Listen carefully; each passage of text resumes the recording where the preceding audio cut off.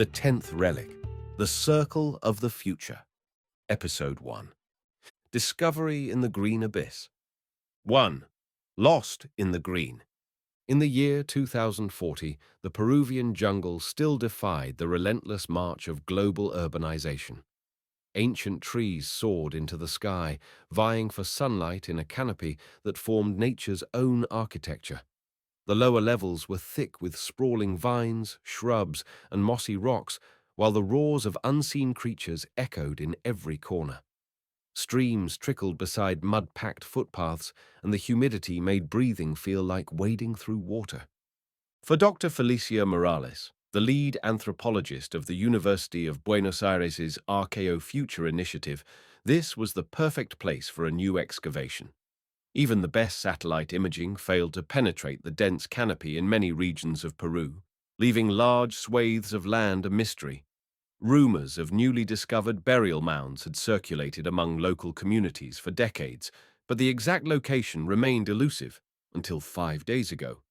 That was when a small team of indigenous guides found a skull cave in the remote region of the Alto Madre de Dios. They stumbled upon what appeared to be a sealed chamber. Inside, they spotted something that didn't belong, a strange metallic object bearing symbols that no one recognized. Uncertain of its significance, they notified local authorities, who then reached out to Dr. Morales's team. Now, Felicia stood at the threshold of an archaeological dream. Her boots sank into the soft rainforest floor. Beads of sweat rolled from her forehead despite the advanced self-cooling vest she wore, a testament to the continuing difficulties of fieldwork in one of the hottest, most humid corners of the globe. At her side hovered one of the expedition's most advanced pieces of technology, Vega, a robotic AI assistant shaped like a silver cylinder half the size of a human torso. Vega had 4 propeller-like extensions, allowing it to hover up to 2 meters above ground, scanning and documenting the environment with an array of cameras and sensors. Dr. Morales, humidity levels are over 90%, Vega announced in its matter-of-fact androgynous voice. Sustained heat index, 38 degrees Celsius. This environment is suboptimal for electronics and some standard excavation instruments. Felicia wiped her brow, glancing at the reading on the small wrist display that synced with Vega's sensors. Thanks, Vega. Maintain standard scanning protocols. Let me know if you detect anything unusual, metallic or otherwise. Certainly, Dr. Morales. Initiating LiDAR, ground-penetrating radar, and micro-resonance imaging scans of the topsoil, Vega said, drifting upward and rotating gently. We need to be cautious, Doctor. Marcus Delgado chimed in from behind. Delgado, a Peruvian-born archaeologist whose specialism lay in pre-Inca civilizations, was close to 6 feet tall and built like a brick wall. Yet he moved gracefully among the tangled vines, carefully stepping around fragile roots. We don't know what kind of structural integrity we're dealing with in that chamber, Delgado continued, pointing to the large mound a few meters ahead. If the locals found the entrance, it might have collapsed, or it might be rigged with booby traps. The indigenous communities here sometimes protected their burial sites with pitfalls or other hazards. Felicia nodded, recognizing the validity of Delgado's caution. Let's do a quick ground-penetrating radar pass around the perimeter before we send in the drones. Standing off to the side, adjusting some fine-tuned sensors on a humanoid robot, was Dr. Li Fang, the group's quantum computing specialist. Lean, precise, and with close-cropped black hair, Dr. Fang was initially an outsider to the anthropological circles. His background was in advanced AI systems, quantum encryption, and materials analysis. He'd been brought in specifically because the find was rumored to have metallic or synthetic components. Next to him was Atlas, a bipedal robotic assistant with flexible joints and a translucent polymer shell. Atlas was designed for carrying equipment, performing delicate tasks requiring a humanoid form and offering advanced computational capabilities in the field. If there really is a metallic object inside, I'll be able to get a partial material composition from the sensor array, said Li Fang, double-checking Atlas's power reserves. I just need to get close enough and remain stable for a full scan. Then let's hope it's in good shape, Felicia said, excitement resonating in her voice. Because if the preliminary photos taken by the guides were any indication, they'd just stumbled upon something that looked more futuristic than ancient. She had glimpsed the grainy images, an oblong plate with grooves, etched lines, and some type of embedded crystalline structure. The older images, possibly older by centuries, didn't show anything like that, at least not from the known cultures in this region. So, was it a newly placed object in an ancient site? Or did it date back to some advanced civilization that predated the Incas? The thrill of the unknown took hold, and Felicia felt a surge of adrenaline. She signaled the rest of the group to push forward. The time had come to unravel the secrets of this hidden tomb in the green abyss. 2. Entering the burial site. After cataloguing the perimeter, the team slowly approached the sealed chamber's entrance. Vega floated ahead, scanning every inch, generating a 3D model in real time.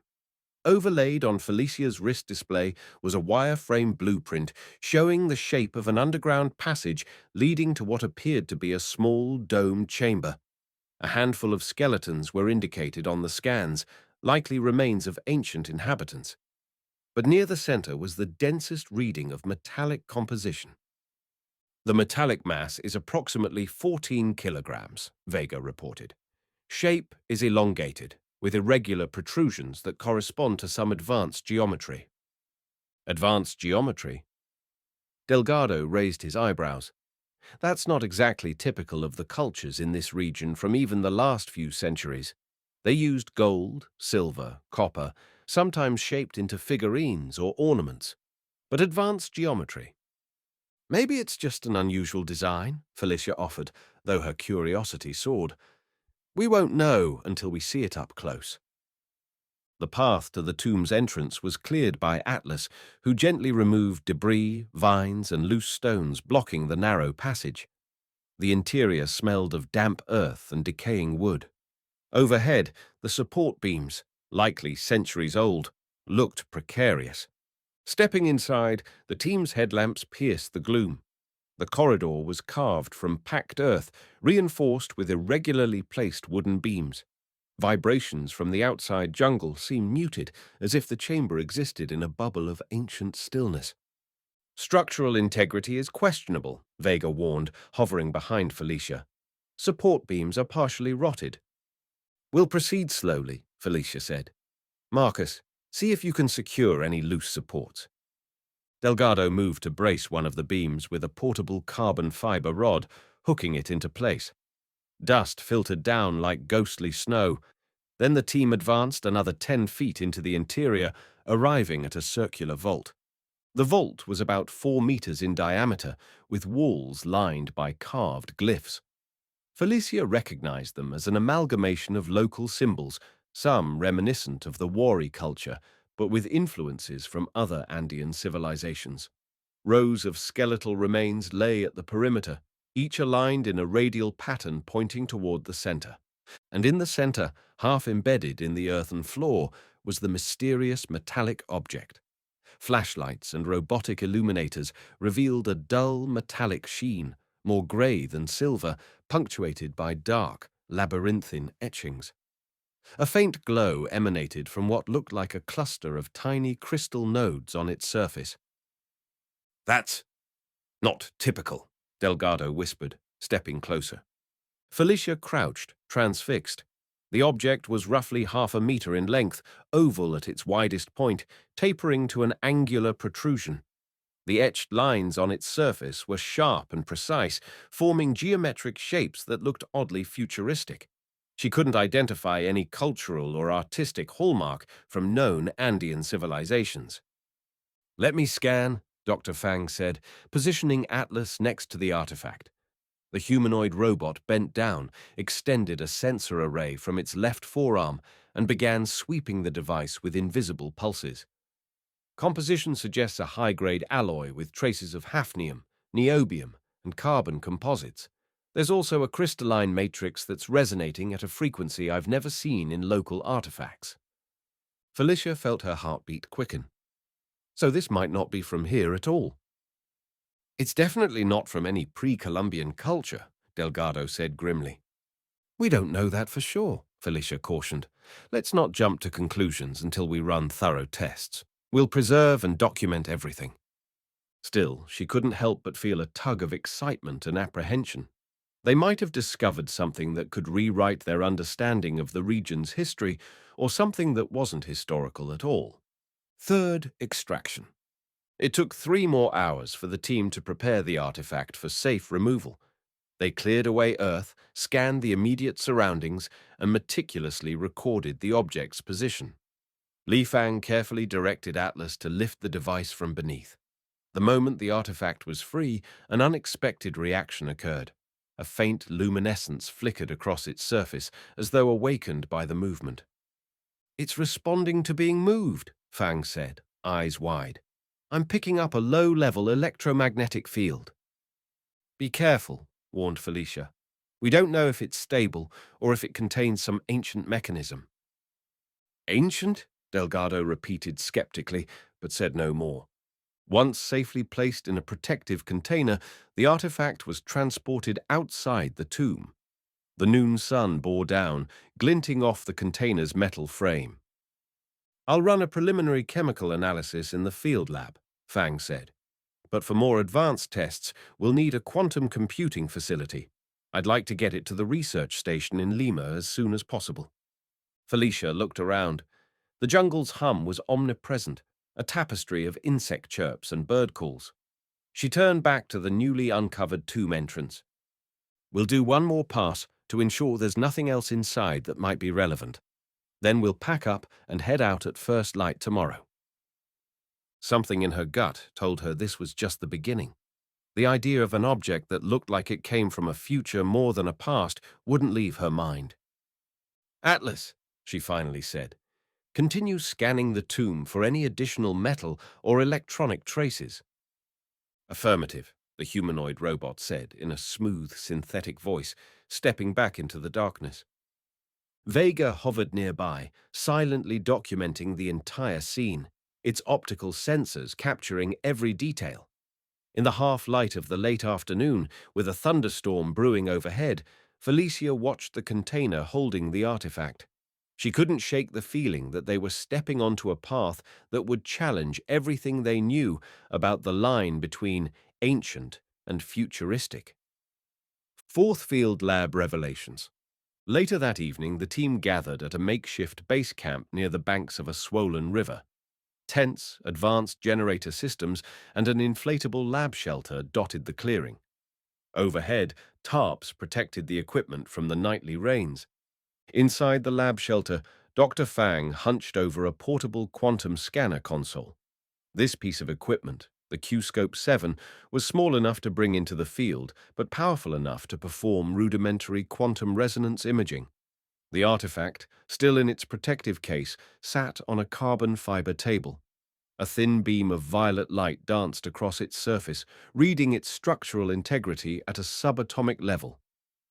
I'm seeing something quite peculiar, Fang announced.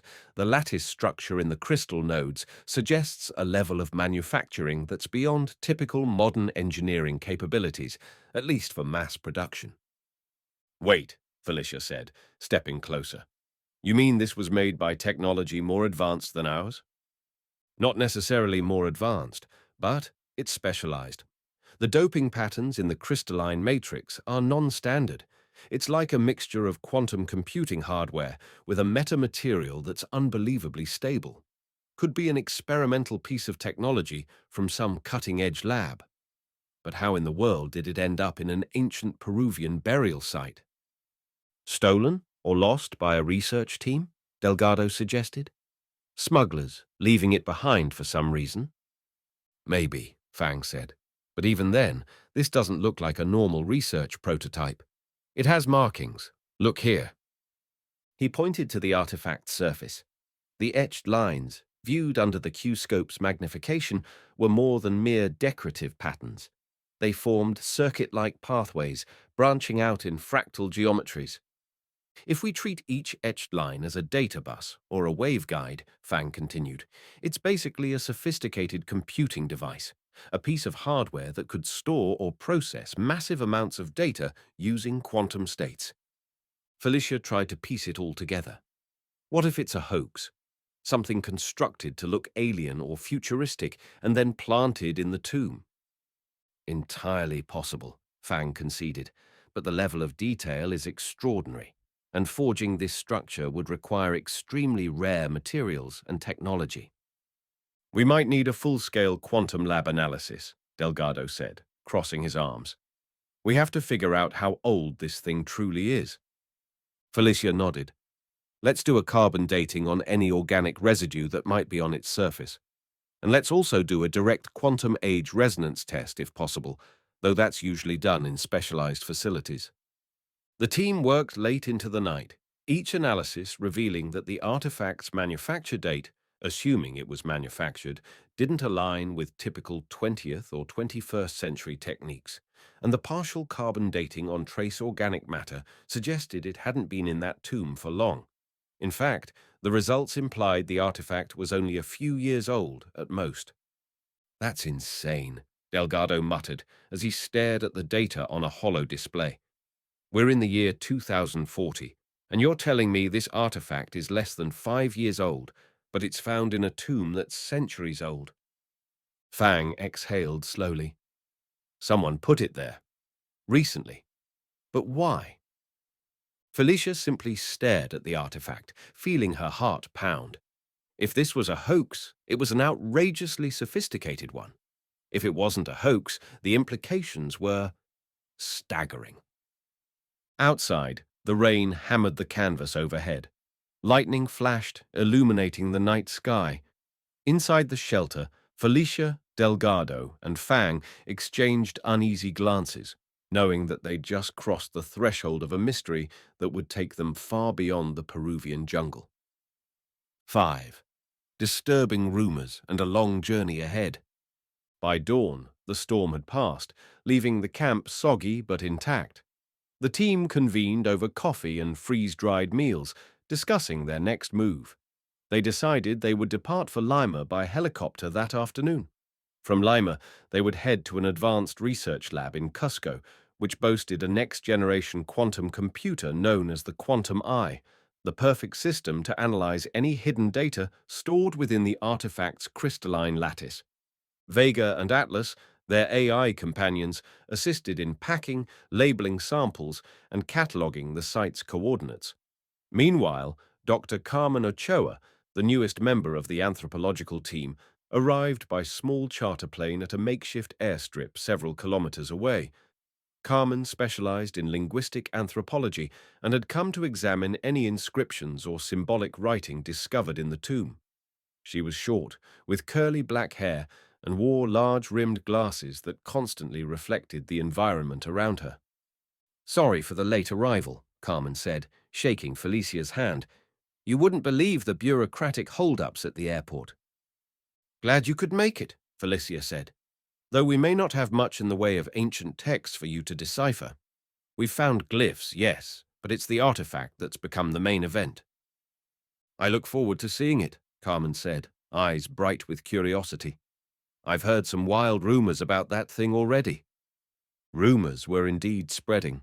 Local guides whispered that the object might be not of this earth. While the rational part of Felicia dismissed that as speculation fueled by ignorance and sensationalism, she couldn't deny the uniqueness of the device.